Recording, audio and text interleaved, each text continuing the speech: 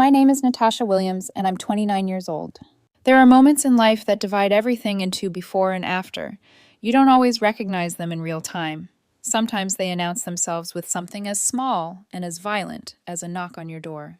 The night it happened, Seattle was drenched in rain, the kind that soaked through jackets and turned streetlights into smeared reflections on glass. I was sitting at my kitchen island, laptop open, debugging a stubborn block of code, the quiet hum of the city pressing gently against my windows. I had built this quiet on purpose. A modern condo in Capitol Hill. Clean lines, neutral colors, no clutter, no chaos. A life designed to feel nothing like the one I grew up in. Then the knock came. Sharp, insistent, out of place. I remember freezing, my fingers hovering over the keyboard, a strange tension coiling in my chest. No one ever showed up unannounced. Everyone in my life knew to text first. The second knock came harder, and somehow before I even opened the door, I already knew. When I pulled it open, the past stood on my doorstep, soaked, smiling, and unapologetic. My mother, Diana Williams, stood there gripping an umbrella like a prop she'd practiced with. Her hair was perfectly styled despite the rain, her lipstick untouched. Beside her was a younger woman slouched under the awning, scrolling through her phone, barely looking up. My half-sister, Belle Montgomery. I hadn't seen my mother in over 20 years. The air drained from my lungs. "Natasha," Diana said warmly, stepping forward as if nothing had happened, as if she hadn't walked out of my life when I was 8 years old. "Sweetheart, it's been far too long." She opened her arms for a hug I didn't give. Belle glanced up just long enough to assess me, my clothes, my door, the space behind me, before returning to her phone. "Hey," she muttered. I stood there, frozen between shock and something darker, rage, grief, a child's old, unanswered questions clawing their way back to the surface. I stepped aside without a word and let them in.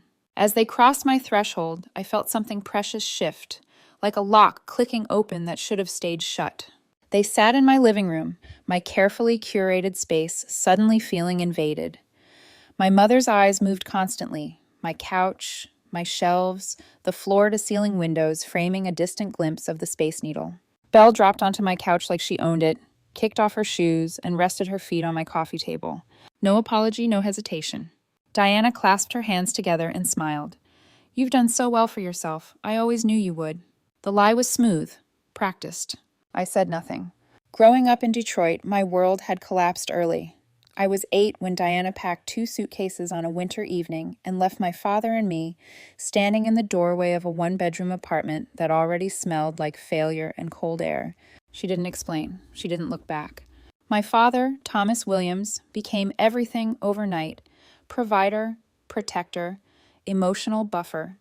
He worked 12-hour days as a mechanic at a failing garage, coming home with grease under his nails and exhaustion etched into his bones. Some weeks we survived on ramen and hope. When the fridge was empty, Dad told jokes. When the rent was late, he promised it would be okay. When I cried for my mother, he held me and took the blame for her absence without ever saying a bad word about her. By 12, I was babysitting. By 14, stocking shelves and cleaning houses. By 16, delivering newspapers before sunrise. Every dollar went to keeping us afloat. School became my refuge. Computers, my escape. Code made sense when life didn't. I stayed up nights teaching myself Java, Python, anything that let me build something predictable in a world that wasn't. Dad believed in me with a ferocity that bordered on faith. "You're going places, Tasha," he used to say. This life doesn't get to keep you." He was right. A full scholarship, University of Michigan, 3 jobs, no safety net. I survived on grit and stubbornness. Seattle came later. Promotions, stock options, a salary that felt unreal compared to the childhood that shaped me. I sent Dad money every month, not charity, but gratitude. I never told my mother. She remained a ghost, reduced to annual birthday cards with empty words. Until now. Diana leaned forward, her tone shifting. "I heard you're doing very well. Tech, right? Great salary." There it was. Belle finally looked up, smirked. "Nice place. Kinda basic, though, for what you make." My stomach tightened. Diana continued, her voice gentle, persuasive. "Belle's starting at Northwestern this fall. Tuition's expensive. We could really use your help. Family helps family." The word family landed like a slap. I stared at them, realization settling in with sickening clarity. This wasn't a reunion. It was a shakedown. As Diana talked numbers, $75,000 a year, $4,000 a month, Belle sprawled back, already bored, scrolling TikTok like this was a transaction she'd expected to go through. Something inside me cracked. I looked at the door behind them, already longing for the quiet I'd lost. And deep down, a warning whispered, this was only the beginning. The cafe at Pike Place Roasters was packed when I arrived the next afternoon. Steam hissed from espresso machines. Baristas shouted drink orders over the low roar of conversation. Tourists hovered near the windows, phones raised, chasing the illusion of authenticity. It should have felt ordinary, comforting even. Instead, my chest felt tight the moment I spotted them. My mother sat perfectly upright at a corner table, posture composed, hands folded around a ceramic mug, like she was rehearsing a role she'd played many times before. Belle slouched across from her, AirPods in, scrolling her phone, her knee bouncing impatiently. They hadn't changed seats to face the door. They didn't look surprised when they saw me. They were expecting me to show up. That alone should have told me everything. I slid into the empty chair, my back straight, my expression neutral. Diana's smile bloomed instantly. "Natasha," she said softly, reaching for my hand, "I've missed you more than you know." I pulled my hand back before she could touch me. Her smile faltered for half a second, just long enough for me to see it, before snapping back into place. She launched into it without pause, like she'd been waiting for her cue. "I've thought about you every day," she said, voice trembling just enough to sound sincere. "I wanted to be there for you. I really did.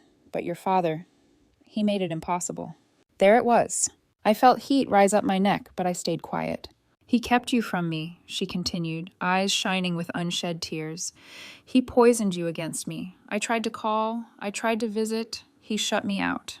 The lies were smooth, familiar, practiced over decades. My hands curled slowly around my coffee cup, knuckles whitening. Belle snorted without looking up. "Mom doesn't lie," she muttered. "She's just too nice."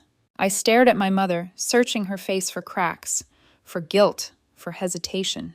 There was none. She leaned closer, lowering her voice like she was sharing a secret. "I struggled after the divorce, Natasha. You have no idea how hard it was. I barely survived." I almost laughed. Barely survived. While Dad and I lived in a one-bedroom apartment with a broken heater and overdue bills.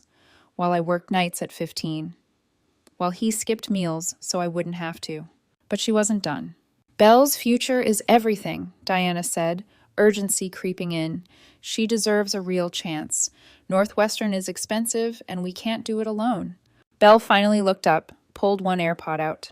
"Yeah, and I'll need a car for campus," she added casually. "Something decent, like a BMW 330i and a new MacBook Pro. This one's ancient." She held up her laptop like it offended her. The cafe noise faded. My heartbeat thundered in my ears. "You're asking for tuition, monthly support, a luxury car, and a new laptop," I said slowly. "Do you hear yourselves?" Belle rolled her eyes. "You're rich, Natasha. What's the big deal?" Diana jumped in quickly. "Family shares, sweetheart. You have so much now. You should be proud you can help." Pride. That word twisted something sharp in my chest. "I worked for everything I have," I said, my voice steady but tight. "Dad and I had nothing after you left. I'm not a bank." The temperature shifted. Diana's face hardened, her mask slipping. "Selfish," she snapped. "I gave you life, and this is how you repay me?" The words hit harder than I expected, dragging old guilt to the surface, the guilt she'd planted years ago and never bothered to uproot. Belle scoffed. "Figures. Mom was right about you." Something in me snapped. "You left when I was 8, I said, louder now. "You sent cards, not calls. You don't get to rewrite history." Diana slammed her hand on the table, coffee sloshing dangerously close to the edge. "If you'd reached out, things would have been different." I stood abruptly, chair scraping loudly against the floor. Heads turned. Whispers rippled through the cafe. "I was a child," I said, my voice shaking with anger. "You were the parent." Diana grabbed my wrist, her grip tight, desperate. "You'll regret this," she hissed. I yanked my arm free. "I'm done." I walked out without looking back, the sound of their voices dissolving into the noise behind me. My chest burned as I stepped into the cold air, rain misting my face like a cruel echo of the night before. I wanted to believe that was the end. I was wrong. That afternoon, my doorbell rang. When I opened it, There they were again, uninvited, unapologetic. Diana's smile was strained this time. Belle leaned against the doorframe, scrolling, bored. "We just want to talk," Diana said sweetly. Against every instinct screaming at me, I let them in. They sat like they owned the place. Diana asked pointed questions about my job, my investments, my savings. Too specific, too rehearsed. I excused myself to the kitchen for water. When I came back, my heart dropped. Belle was at my desk. My laptop was open. "What are you doing?" I snapped. She shrugged, unfazed. "Just looking." My bank's website glowed on the screen. Diana stood quickly. "We were just curious, Natasha. Why hide it?" I yanked the laptop away, hands shaking. Login attempts, password reset page. Then I saw it. An email, forwarded from my father's account. My job, my salary, sent to my mother. She'd hacked his email. "You used Dad," I whispered. Diana's face twisted. "Your father's a failure," she spat. "That pathetic garage, dragging you down." Belle laughed. "Yeah, he's a loser." Rage surged. "Get out," I said, already holding my phone, "or I call the police." Diana froze. "You'd call the cops on your own mother?" "Yes." They left in a storm of fury and threats. I locked the door behind them, my hands trembling, knowing one thing with terrifying clarity. They weren't done. And neither was I. The silence after they left felt heavier than their presence. I stood with my back against the door, the lock still warm beneath my palm, my heart racing like I'd just escaped something violent. The condo I loved, the space I'd built piece by piece, no longer felt safe. It felt watched, touched, contaminated. My laptop sat on the desk where Belle had left it open. I crossed the room slowly, like approaching a crime scene. The screen confirmed what my gut already knew. Multiple failed login attempts. A browser tab frozen on my bank's password recovery page.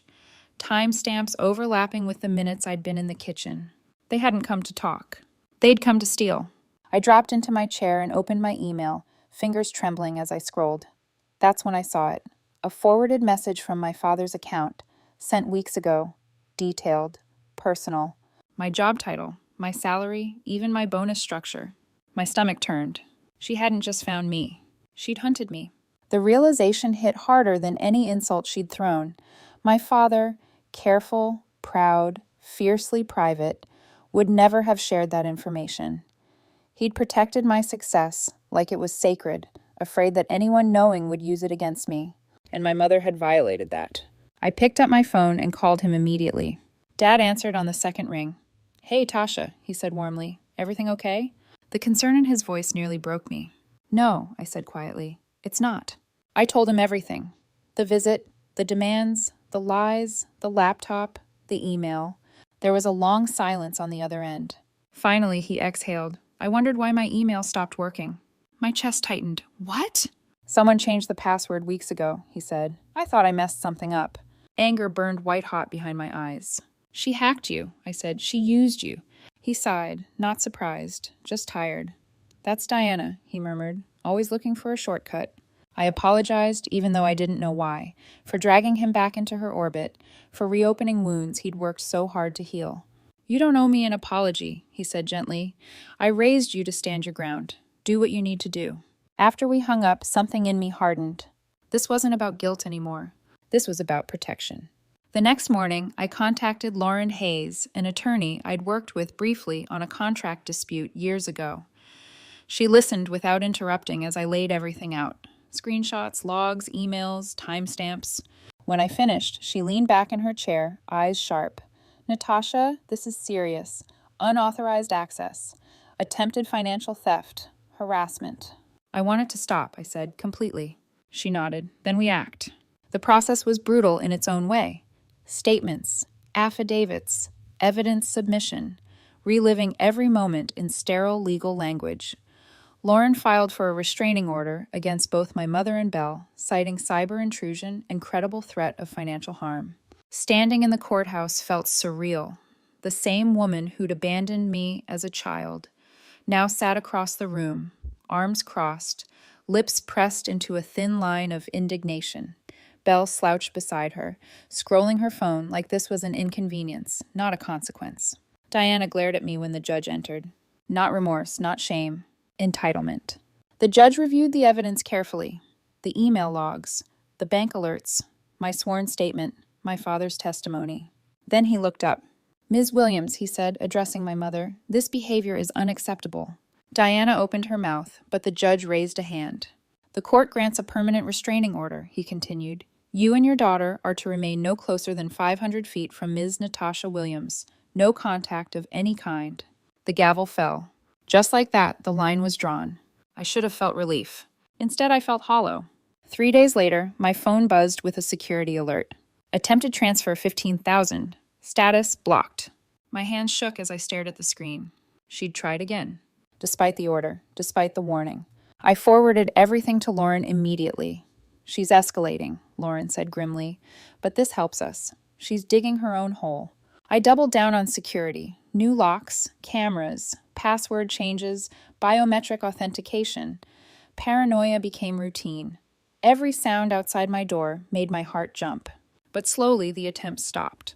A year passed. The fallout rippled outward, touching corners of my mother's life I'd never seen. People started talking. Old friends cut ties. Relatives distanced themselves. One evening, my phone rang with an unfamiliar number. "This is Patricia Williams," the voice said. "Your aunt." My mother's older sister. She spoke carefully, like someone stepping through a minefield. "I heard what happened. I'm sorry." We talked for hours. She told me stories I'd never known, of Diana's lies, her manipulation, the money she borrowed and never repaid, the bridges she burned. "It was never about you," Patricia said quietly. "She's always been like this." Hearing that didn't erase the pain, but it loosened its grip. I started therapy soon after. Dr. Karen Mitchell helped me unpack the guilt I'd carried for decades, the belief that I hadn't been enough to make my mother stay. "She didn't leave because of you," Dr. Mitchell said gently. "She left because of who she is." That truth settled slowly, like sediment in water. Healing didn't come all at once, but it came. I poured my energy into something new, something that felt like reclaiming my past instead of running from it. I founded a small nonprofit offering coding scholarships and mentorship to kids from struggling families. Kids like the girl I used to be. My friends stepped in without hesitation. Alicia, a social worker, helped structure the program. Trevor, a fellow engineer, built the site. Samantha, my neighbor, spread the word. They didn't ask for anything. They just showed up. One night, sitting around my dining table with them, and my dad, visiting from Detroit, I realized something that changed everything. Family wasn't the people who demanded pieces of me. Family was the people who never tried to take. And for the first time in my life, that felt like enough. The restraining order should have been the end of it. On paper, it was definitive, clean, final. Black ink on white pages spelling out boundaries my mother had never respected before. No contact, no proximity, no excuses. But emotional predators don't retreat quietly. They wait, they test. They look for cracks. For weeks after the attempted transfer, I lived on edge. Every email notification made my pulse jump. Every unfamiliar car parked across the street sent my thoughts spiraling. I hated that she still occupied space in my head, that even after everything, she had the power to disrupt my peace without saying a word. Lauren kept me grounded. "She's trying to intimidate you," she said during one of our calls. "But every violation strengthens your position. You're doing everything right." Still, the damage wasn't just legal. It was psychological. I couldn't unsee Belle standing at my desk, scrolling through my finances like my life was a shopping catalog. I couldn't unhear my mother calling my father a failure, dismissing decades of sacrifice with a flick of her tongue. Some nights I lay awake, replaying it all, wondering how someone who gave birth to me could feel so entitled to destroy me. The answer came slowly, painfully. She didn't see me as a daughter. She saw me as an asset. And once I accepted that, something shifted. I stopped waiting for remorse. I stopped hoping for closure from her. I focused on building armor instead. Lauren filed additional documentation with the court after the blocked transfer attempt. The judge issued a formal warning. Any further contact or financial interference would result in criminal charges. That warning traveled fast. Through mutual acquaintances, through extended family, through the quiet grapevine that thrives on scandal. And for the first time in my life, my mother couldn't control the narrative. People started reaching out, not all of them welcome. Some asked invasive questions. Some wanted gossip. Others offered opinions I hadn't asked for, about forgiveness, about blood, about what a good daughter should do. I ignored most of them. Then came the calls I didn't expect. A cousin I barely remembered apologized for believing my mother's version of events all those years. An old family friend admitted Diana had tried to borrow money from her too, and vanished when she said no. The pattern became impossible to ignore. She hadn't targeted me because I was cruel. She targeted me because I was successful, because I had something she wanted and no longer had control over. That realization didn't bring peace, but it brought clarity. Meanwhile, Belle's carefully curated life began to unravel. Northwestern deferred her enrollment due to unpaid deposits. Her social media shifted from luxury hauls to vague quotes about betrayal and toxic people. She posted photos meant to look glamorous but reeked of desperation, filters too heavy, smiles too forced. I blocked her, then Diana, then anyone connected to them who refused to respect my boundaries. Cutting them off completely felt brutal at first, like amputating something that had been festering for years. Painful, yes, but necessary to survive. My father worried about me more than he let on. "Are you safe?" he asked every time we spoke. "I am now," I assured him, and this time I meant it. I flew him out to Seattle that spring. Watching him step into my condo for the first time, really take it in, was one of the quietest victories of my life. He didn't comment on the furniture or the view. He just stood there for a moment, eyes misting, and said, "You did this." Not we. You. That night, we ate takeout on my balcony, wrapped in blankets against the chill. The city stretched out beneath us, alive and glowing. "I'm proud of you," he said softly. It healed something in me that therapy hadn't quite reached yet. Speaking of therapy, it wasn't easy. Dr. Mitchell didn't let me hide behind productivity or logic. She pressed where it hurt, asked questions I'd avoided for decades. "Why do you think you still feel guilty?" she asked one afternoon. I didn't answer right away. "Because part of me still wants her to choose me," I admitted, "even after everything." Dr. Mitchell nodded. "That's normal, but wanting something doesn't make it possible or healthy." We worked through the grief I'd never allowed myself to feel. Not just grief for the mother I lost, but for the mother I never had. That distinction mattered. As the months passed, my nonprofit took shape. Watching kids from backgrounds like mine light up when they wrote their first lines of code did something profound to me.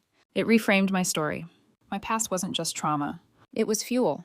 The launch event was small but heartfelt. Folding chairs, donated snacks, nervous laughter, and hopeful parents. Dad stood in the back, hands folded, pride radiating from him. "This is who you've always been," he told me later. "Someone who builds instead of takes." I thought about my mother then, about how she'd tried to take everything, money, validation, control, without ever giving safety or love in return. And I realized something startling. I didn't hate her anymore. I pitied her. Because while I was building something that would outlive me, she was running out of places to hide. The last update I received about her came indirectly. Aunt Patricia mentioned that Diana and Belle had moved to a smaller town in Michigan. Cheaper rent, fewer connections, fewer people willing to listen. "They've burned through everyone," Patricia said quietly. I didn't feel triumph. I felt closure. Not because she apologized, but because she no longer had access to me. Some nights, I still catch myself glancing at my door when I hear footsteps in the hallway. Some wounds don't vanish completely, but they don't control me anymore. I drew the line. And this time, it held. There's a strange quiet that settles in after chaos finally leaves. Not peace, not at first, just stillness. The absence of noise you've grown used to bracing for. That was where I found myself a year after everything with my mother collapsed. Sitting on my couch on a Sunday morning, coffee cooling on the table, rain tapping gently against the windows, and no part of me waiting for the next shoe to drop. For the first time, my life felt mine.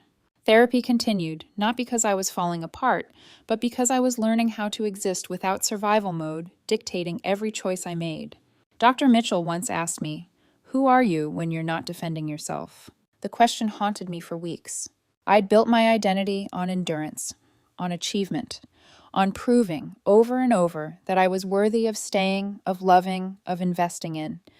Without my mother's shadow looming over me, I had to confront something unfamiliar. Freedom. And freedom, I learned, is uncomfortable when you're not used to it. I stopped checking my security cameras obsessively. I stopped flinching when my phone buzzed with unknown numbers. I stopped rehearsing arguments in my head that would never happen again. The restraining order held. There were no more attempts. No messages slipped through. No surprise appearances. It was over. Not with an apology, not with understanding, but with silence. And that silence became a gift. The nonprofit grew slowly, organically, no flashy donors, no viral moments, just kids showing up every week after school, nervous and curious, learning how to build something that responded when they told it to. I saw myself in them more than I expected. The way they apologized for asking questions, the way they downplayed their intelligence, the way they carried responsibility far too early. I made sure every one of them knew something I hadn't learned until much later. Their circumstances were not a reflection of their worth. Dad volunteered whenever he visited, helping with logistics, setting up chairs, fixing things before anyone could notice they were broken. Watching him laugh with students, seeing how naturally he stepped into that space, made my chest ache in the best way. One evening, as we packed up after a session, he looked around the room and said, "Your mother never understood this part of you." I paused. "She never wanted to," he corrected gently. That distinction mattered. We didn't talk about her much anymore, not because she was forbidden, but because she no longer dominated our emotional landscape. She had shrunk to her true size, small, distant, irrelevant. The people who filled that space instead were nothing like her. Alicia brought warmth and blunt honesty. Trevor showed up with solutions before problems had names. Samantha remembered birthdays, anniversaries, milestones I'd once convinced myself didn't matter. They celebrated my promotions, sat with me when I was exhausted, never asked for access to my resources, only my presence. One night over dinner at my place, Alicia raised her glass and said, "To Natasha, who survived, thrived, and didn't let anyone steal her future." They laughed. I cried. Not because I was sad, because I finally felt seen. Later that night, after everyone left, I stood alone on my balcony, city lights stretching endlessly below. I thought about the girl I'd been, 8 years old, standing in a doorway, watching her mother walk away without looking back. I wanted to reach across time and tell her something important. She wouldn't be abandoned forever. She would be chosen, just not by the person she expected. Aunt Patricia and I stayed in occasional contact. She never defended my mother, never pressured me to reconcile. "She made her choices," Patricia said once. "You made yours. That's the difference." From what little I heard, Diana and Belle struggled, not dramatically, not tragically, just consistently. No stable friendships, no financial footing, no one left to lean on without strings attached. It was tempting sometimes to imagine confronting her one last time, to say everything I never said, to demand acknowledgement. But Dr. Mitchell helped me understand something crucial. Closure doesn't require participation from the person who hurt you. It requires acceptance from the person who was hurt. And I had accepted it. I didn't need my mother to admit she was wrong for me to know she was. I didn't need her regret to validate my pain. I didn't need her presence to define my future. I already had everything I needed. One evening, months later, Dad and I sat at my kitchen table, paperwork spread out between us. I was finalizing a new scholarship fund, expanding the nonprofit beyond Seattle. He adjusted his glasses, scanning the documents carefully. "You know," he said quietly, "there were years I worried I'd failed you, that I couldn't give you what you deserved." I reached across the table and took his hand. "You gave me everything," I said. "You stayed." His eyes filled, and for a moment, neither of us spoke. That was family. Not blood that demands, but love that remains. If there's one thing my story has taught me, it's this. Family isn't defined by who shares your DNA.